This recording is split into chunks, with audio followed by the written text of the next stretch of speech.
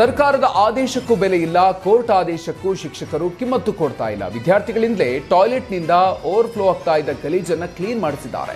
ಮಕ್ಕಳ ಕೈಗೆ ಪೊರಕೆ ಕೊಟ್ಟು ಶಿಕ್ಷಕರೇ ಮುಂದೆ ನಿಂತು ಕ್ಲೀನ್ ಮಾಡಿಸಿದ್ದಾರೆ.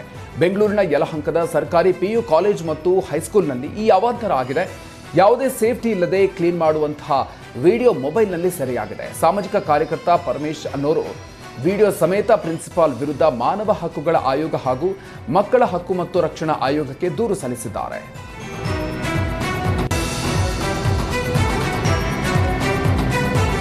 ಕೊರೋನಾ ಉಪಕರಣ ಖರೀದಿಯ ತನಿಖೆಗೆ ನೇಮಿಸಲಾಗಿದ್ದ ಆಯೋಗ ತನ್ನ 2ನೇ ವರದಿ ಸಲ್ಲಿಸಿದೆ. ನಿವೃತ್ತ ನ್ಯಾಯಮೂರ್ತಿ ಜಾನ್ ಮೈಕಲ್ ಡಿ ಕುನ್ಹಾ ನೇತೃತ್ವದ ಆಯೋಗವು 1808 ಪುಟಗಳ 2ನೇ ಮಧ್ಯಂತರ ವರದಿಯನ್ನು ಸಲ್ಲಿಕೆ ಮಾಡಿದೆ. ಒಟ್ಟು 7 ಸಂಪುಟಗಳ ಮಧ್ಯಂತರ ವರದಿ ಇದಾಗಿದೆ.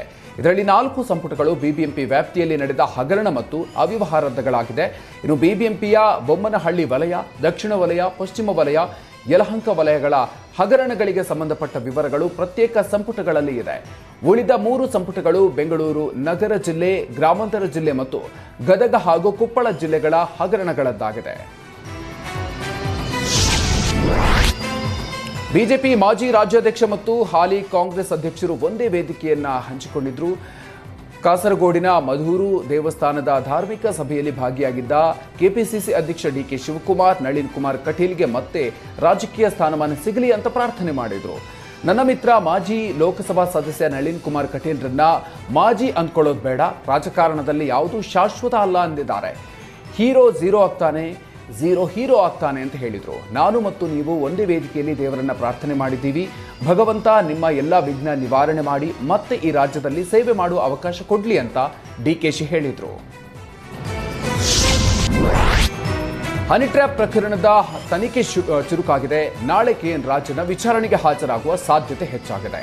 ತನಿಖೆ ಶುರು ಮಾಡಿ 1 ವಾರ ಕಳೆದರೂ ಸಣ್ಣ ಸುಳಿವು ಕೂಡ ಸಿಕ್ಕಿಲ್ಲ. ಈಗಾಗಲೇ 6ಕ್ಕೂ ಹೆಚ್ಚು ಸಿಬ್ಬಂದಿ ವಿಚಾರಣೆ ನಡೆಸಲಾಗಿದೆ. ರಾಜಣ್ಣ ಮನೆಯ ಸಿಬ್ಬಂದಿ ಬಳಿ ಮಾಹಿತಿ, ಗನ್ಮ್ಯಾನ್ ಹಾಗೂ ರಾಜಣ್ಣ PA ಬಳಿ CID ಮಾಹಿತಿ ಕಲೆ ಹಾಕಿದ್ದಾರೆ. CID ಅಧಿಕಾರಿಗಳು ರಾಜಣ್ಣ ಸಿಬ್ಬಂದಿಗೆ ಕೇಳಿರುವ ಪ್ರಶ್ನೆಗೆ ನಮಗೆ ಗೊತ್ತಿಲ್ಲ ಅಂತ ಹೇಳಿದ್ದಾರೆ. ಹೀಗಾಗಿ ರಾಜಣ್ಣರ ವಿಚಾರಣೆ ನಡೆಸುವ ಸಾಧ್ಯತೆ ಇದೆ.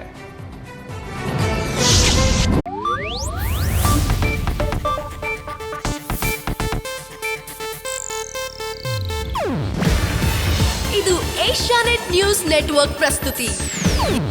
ನೀವು ನೋಡ್ತಿದ್ದೀರಾ ಏಷ್ಯಾನೆಟ್ ಸುವರ್ಣ ನ್ಯೂಸ್.